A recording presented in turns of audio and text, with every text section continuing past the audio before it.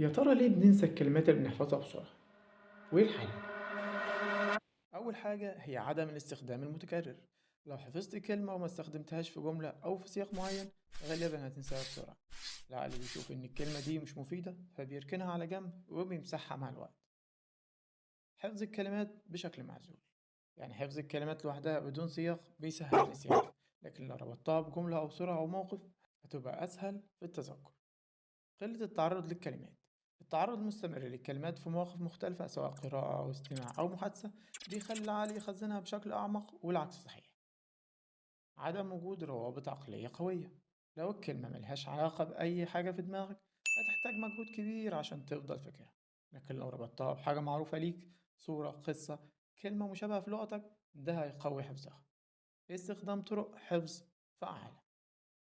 الطرق التقليدية زي كتابة الكلمة 10 مرات ممكن تساعد في البداية، لكن لو مش مرتبطة بفهم أو تطبيق هيتم نسيانها بسرعة. طب إيه الحل بقى؟ استخدم الكلمات في جمل، حاول تكون جمل بنفسك بالكلمات الجديدة حتى لو كانت جمل بسيطة. مثلا بدل ما تحفظ كلمة appointment لوحدها، قول I have a doctor's appointment tomorrow. كرر الكلمة بأساليب مختلفة، اسمعها، اقراها، اكتبها، أو حتى انطقها. كل ما استخدمت حواسك أكتر كل ما الكلمة تثبت في دماغك أكتر. اربط الكلمات بمواقف حقيقية، لو عرفت كلمة جديدة استخدمها في محادثة أو في كتابة يومياتك. مثلا لو اتعلمت كلمة delicious استخدمها لما تتكلم عن الأكل اللي عجبك. بعد كده استخدام تقنية التكرار المتباعد spaced repetition، دي طريقة بتخليك تراجع الكلمات الجديدة على فترات متباعدة.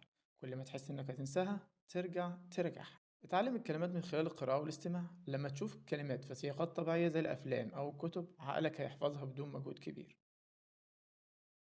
اربط الكلمة بصورة أو قصة، مثلا كلمة بارك يعني نباح الكلب، ممكن تفتكرها لما تتخيل كلب بيهوهو بصوت عالي. باختصار المشكلة مش في إن ذاكرتك ضعيفة، لكن في إن الطريقة اللي بتستخدمها ممكن تكون مش مناسبة. جرب تغير الأسلوب وهتلاقي فرق كبير.